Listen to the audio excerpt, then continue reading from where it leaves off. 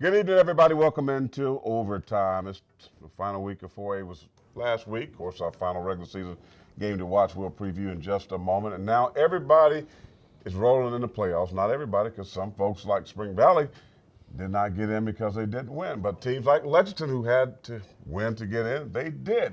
We'll talk about that here in the program on tonight. I'm Corey Miller, Pastor Payne, joined by SC Varsity's very own Jim Baxter. And Jim, of course, the game to watch last week, Westwood traveled over to Spring Valley, and I picked Spring Valley because they were in a must-win situation. Dr. Jerry Brown, I thought we'll have the guys fired up, ready to play to get into the playoffs, but instead. But you had them ranked 1B. I still have them ranked 1B, and they're a good football team. But I thought, hey, with the situation that was at hand with Spring Valley having to win that ball game to make it into the playoffs, that they would play well at home at Harry Perone Stadium, and it didn't happen. Didn't happen. Yeah. And this has been a problem with Spring Valley, all year. Inconsistency on the offensive side of the ball, lack of versatility.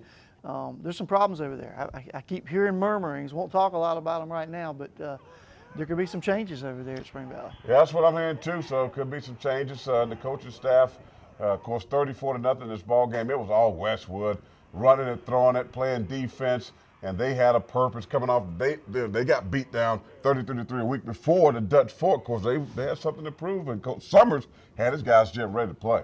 They did, and this was a big win for them because, despite them coming into that game with the number of wins that they had, if they had lost, it would have put that region into a three-way tie for second place, and it would have messed up the seedings that they've got. Now, at this point, they've got a home game and will be taking on Carleton County this week, but it was a good win for them, especially recovering from the Dutch Fork loss. Well, what's the Spring Valley situation? Again, I was out there a few days ago. Again, congratulations to P.J. Dozier going on to play with the Gamecocks in basketball, so that was a great atmosphere. But, talking to folks around that program, and you can tell that there was some uneasiness about the football program.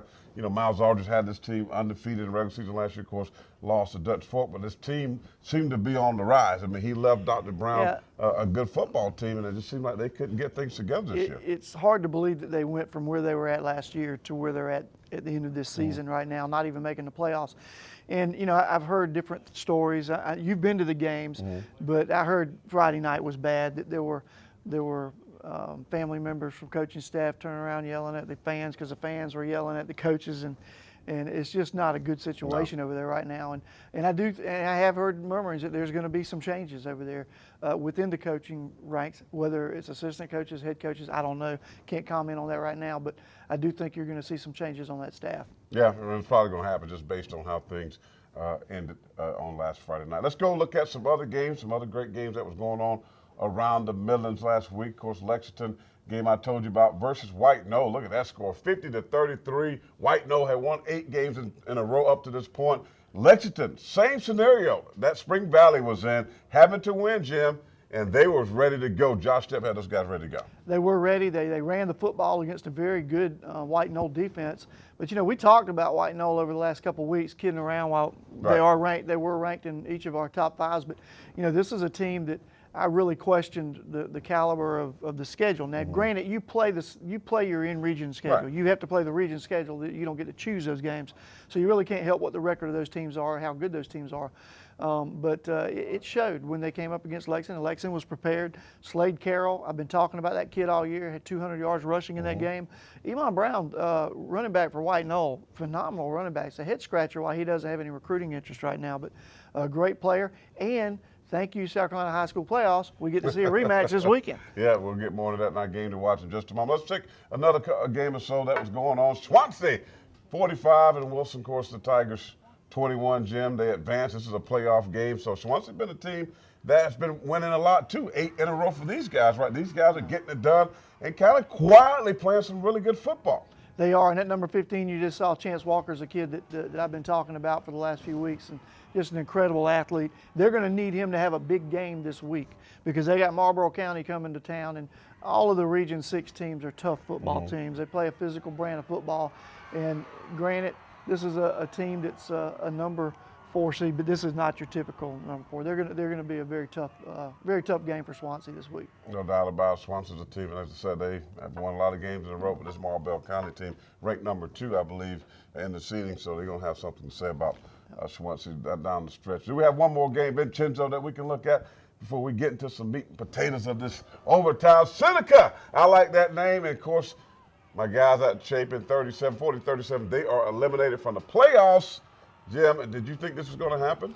Oh, yeah. Listen, we talked last week. We did. This Region 1 is all of those teams in Region 1 that are in the playoffs, with the exception of Pickens, who should have never been in the playoffs, are very good football teams. You've got Wren, who will probably beat Emerald this week and face AC Flora next weekend. But, Chapin draws a Seneca team that is not, really a typical number 3 team. I mean, this is a very good football team from Seneca, and very physical, very athletic, and you saw it, an overtime win for Seneca. And with the exception of Pickens, who had to play another Region 1 team, that whole region won their first round of the playoffs. You said Pickens? Pickens. Out of upstate football. How they met 3-8. You had a 3-8 football team in the playoffs. I'm sorry, 3-8 teams should not be in the playoffs. Should be in the playoffs. If you don't have a 500 record or higher, you shouldn't make the playoffs. There are 5 teams in the 4A brackets, Division 1, Division 2, that have losing records. That's a shame. Well, Dabo Switty was in town last week. You know that? Didn't know that. He was in town. Oh yeah, he was in town because Daniel. Yeah, because Daniel was. I didn't know his son played. Yeah, he plays at Daniel. He's been to a couple of QB1 camps. Yeah, but I just wanted to note that he was in town, and Courtney King had an interview with him after the game. Of course, Daniel came up short in that ball game against AC Flora. Daniel was missing the quarterback. Their starting quarterback had a concussion the week before, so he missed the game. Not that it made a difference. AC Flora put together a really good game last week, maybe the best game they played in 6 or 7 weeks. But had Daniel had their quarterback, it would have been a little bit closer ball game. That sounds good. All right, when we come back, our game to watch. Oh, it's going to be a good one. White Knoll and Lexington. We showed you the highlights. That was the game on Friday night where Lexington had to win. They won it 50-33. Well, the rematch is coming up, and that's our game to watch. We'll break it down for you just right after this break.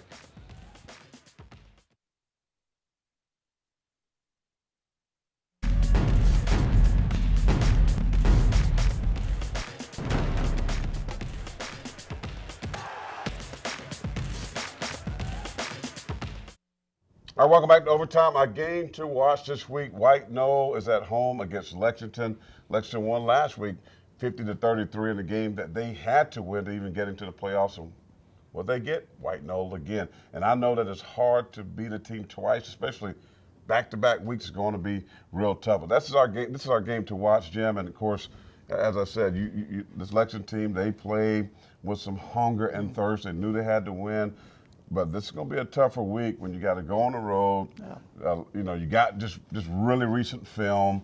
And this team, White Knoll, who was winning 8 in a row up until last week, they're going to have something to say about it. They will. And the game's at White Knoll. It's not at Lexington this week. Game's over at White Knoll. I think that, obviously Lexington's going to have to change a couple things that they do. I mean, they ran the ball well last week, but, White Knoll's going to be a little bit more prepared this week for what they saw. How do you prepare for Slade Carroll? He's a kid. He's going to run between the tackles. It's coming at you. You know it's coming. You just got to stop it. I think you might see a little bit more 2-back set out of Lexington this week. I think they've got to do something to change it. The quarterback should be back this week. Starting quarterback Donnie Baker was out last week with an ankle, and I think he's going to be back. He was on the sidelines and told me that he was good, but he didn't play last week. Yeah. And as it turns out, they didn't need him. But he should be back in the lineup. I think they're going to have to throw the ball a little bit more this week. White Knoll, do what they did last week. They got to protect their quarterback. Caleb Grubbs did a good job of moving the chains last week at times, but he was running for his life most of the game. Lexington put a lot of pressure on him. Iman Brown, you ride that horse till he can't run anymore. Yeah. I mean, he's a great running back. So. Well, it's about adjustments. And anytime you play a game like this, back-to-back games, with so much familiarity that's involved because you just played as fresh, well, you have to make some adjustments. So Coach Stepp knows that he's going to have to make adjustments. He's going to have to play well to win this game at White Knoll. We're going to approach it just as our first playoff game. It's a game we got to win. The playoffs started for us 2 weeks ago. We had to win those last 2 games to get in. So our backs are against the wall again this week. It's what these kids are used to. I think they like it like that. And, we're finally playing well, and hopefully we're peaking at the right time. Well, to get the quarterback said, maybe, as you said earlier, that if he comes back, of course, Slade Carroll, that running game down here. Of course, Lexington has a really good defense, and they can play sound defense at times. I know linebackers very active, but they're going to have to play well against White Knoll because I know when you lose a game like that and come back the next week and have to play that same team, they're going to be fired up and ready to play. We had a chance to catch up with head coach Dean Howell. Here's what he said about the game. We got to play better, obviously, than we did last Friday. We came out of the locker room really slow, really sluggish, and you know, they built a big lead on us because they're a good team. They're a really good team, and when you don't play well against a good team, you find yourself behind, and we did that. But I was proud of the kids. They really battled their tails off in the second half, and you know, with 9 minutes to go, we're going for a 2-point play to make it a 1-score game. Don't get it, so then we're kind of way behind the 8 ball and got to go for it on 4th down a couple times, and they get a couple late scores. So, but our defense really shut them out in the second half. I was proud of them, and offense found a way to move the football and score some points. So, moving forward, hopefully that's the team that will be on Friday night. It's going to be a good one, and it is somewhat the battle again of Lexington County. You got to head over to Red Bank, South Carolina on a Friday night. It's a tough environment. Somebody's going to be taking up equipment Saturday morning. So it's going to be a good football game. So our game to watch again Friday night, 7:30 in the first round of the 4A state playoffs. All right, we're in a break. We'll come back. It's time to do some features, bands, and cheerleaders and all that good stuff. That's coming up right here on Overtime.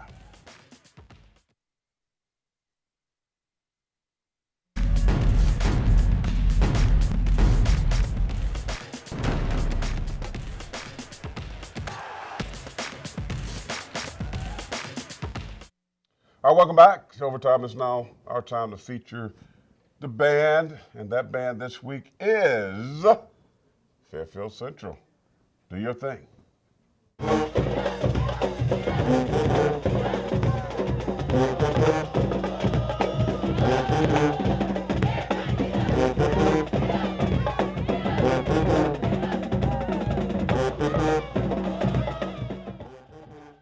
Our cheerleaders are for Swansea. Of course, Swansea is a team that we have our eye on.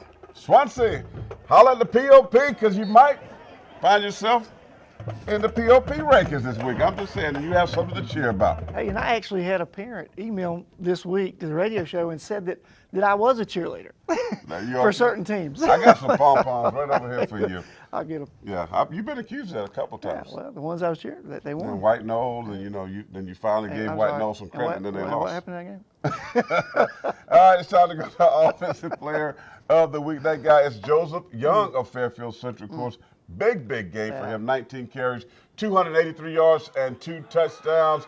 Just that, something you can't coach, Jim, is speed.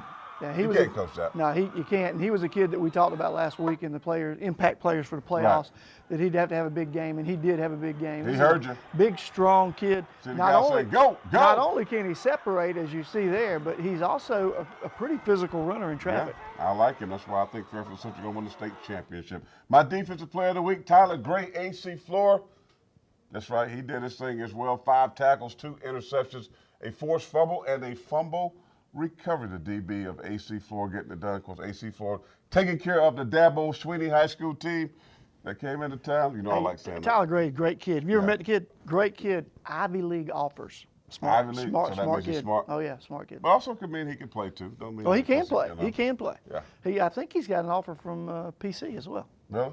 PC, yeah. PC has some good wins this year. All right, Jim, you have some players on your list that we want to highlight. Yeah, some defensive players I wanted to talk about. These are players that are going to impact players in the playoffs. DJ Padgett, linebacker of Fairfield Central, didn't get to see his highlights when we were watching Young, but he's on both sides of the ball, plays fullback and linebacker, but a great player, big-time player, leading tackler for Fairfield Central. Jonathan Sutton, linebacker from Swansea, he's going to need a big game this week against Marlboro County. Going to have to put pressure on that quarterback, London Johnson from Marlboro County, one of the best in the state. And then Terrell Vaughn, linebacker from Westwood. We talk about the defense all year, but we really haven't highlighted a lot of the individuals on that defense. That linebacker group is very strong, and they're led by Terrell Vaughn in the middle of that linebacker. And Terrell Vaughn and that linebacker group, when I watched the Dutch Fork game, I was impressed with the defense. I know it was 33-3, but this defense really was good. The offense of Westwood couldn't help them that night. But I like the D-line. I like those active linebackers. They get in the gaps. They bring pressure. They really do a nice job, and Westwood could make some noise because they're not in the same bracket as Dutch Fork. Right. So, they could do some good things. They could very well. And then one offensive player I wanted to mention was Slade Carroll, running back from Lexington. 200 yards rushing last week against White Knoll. This is a junior, and I'm telling you, I love this kid. He's a very physical, blue-collar type runner. doesn't avoid contact, and he is tough to bring down, as you can see there, dragging people across the goal line. They're going to need a big game out of him this week when they do the rematch with White Knoll, because White Knoll's going to be ready for him. Well, I think they're going to force Lexington to throw the football, because if I got a guy, if I'm coaching this team and you just blasted me for 200 yards on the ground, guess what? I got 8 men in the box. Coach, you listen to me. Put 8 men in the box, run some gap defense, bring some pressure, make them throw the ball to beat you, because quarterback's coming up. Put 8 in the box. Of injury. I'm going over the top. Well, they might have put my athletes out on the corners and let them rock and roll. Hey, you know, these teams don't like each other, so it's going to be a good game. It's about Lexington County. It's Red Bank. It's a night. It's going to be a good night in Red Bank. And when we come back, Red Bank folks, our chief meteorologist Henry Rothenberg going to tell you what the weather's going to be like. I think you see, I got these chill bumps talking about your game. Well, it's going to be a chilly Friday night, and Henry will tell you about it after this break.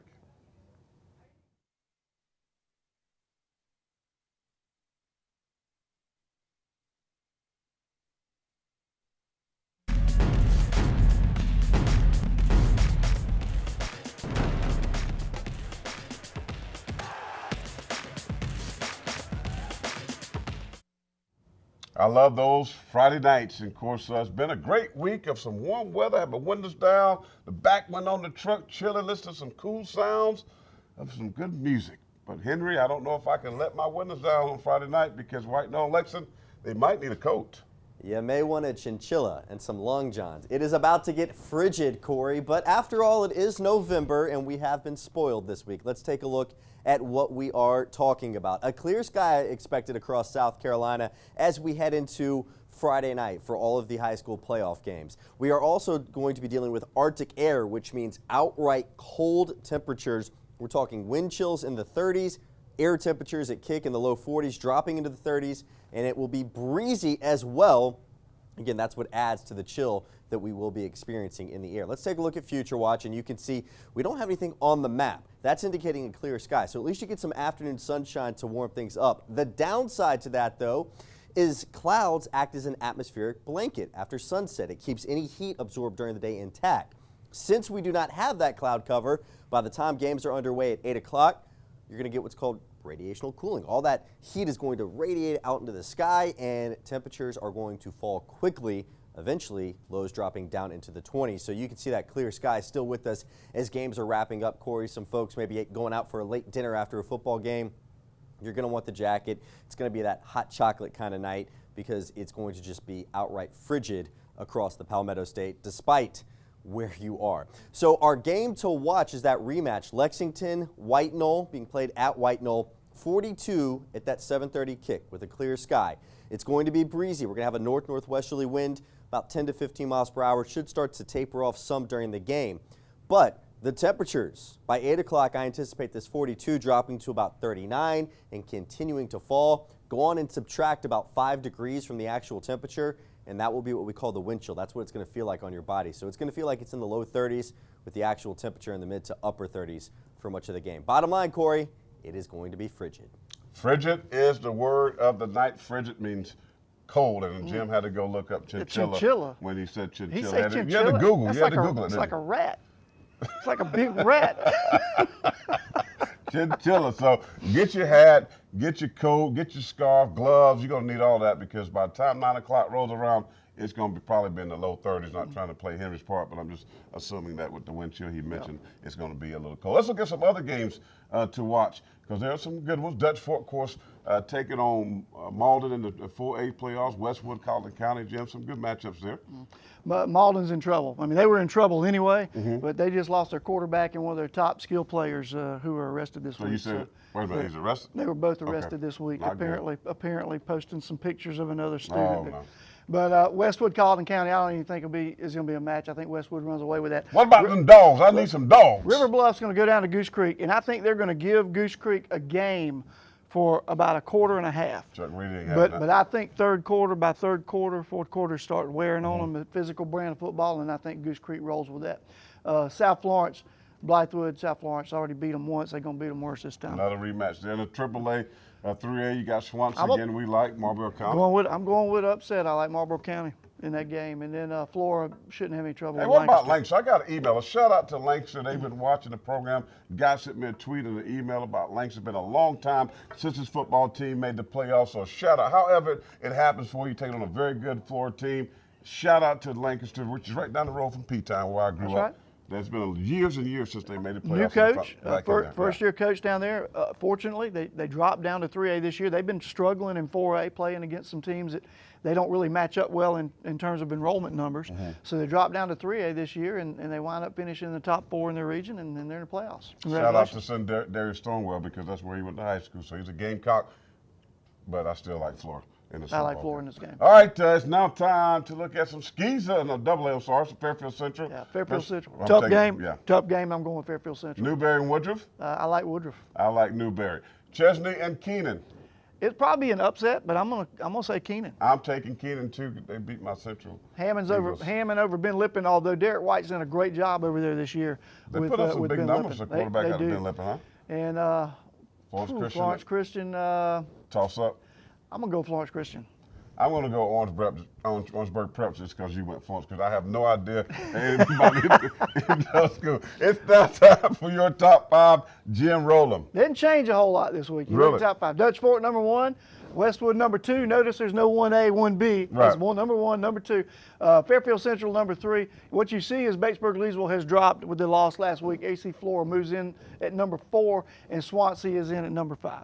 White Knoll drops from the top 5. You just copied mine. You what you call copy and paste. Here's mine. Number 1A, Dutch Fork. Number 1B is Westwood. Why? They might Man. move up because they have another big Come win. I might on. move Westwood back up. Yeah. They took care of Spring Valley 34-0. AC Flora, number 3. How you Of course, gonna move Fairfield them back Central, up? number 4. And Swansea, welcome in. You got the cheerleaders, you got the game on, and you in the pastures, number 5. How you gonna put them back over Dutch Fork, and Dutch Fork's already beat them? That's mine. That's my story, and I'm sticking to it. But we got to get up out of here. It's been a great show. Welcome in, all you folks. Thank you so much for joining us. But we'll be back next week for another beautiful game to watch. It's been overtime for Jim Baxter. I'm the pastor of Faith. We say good night.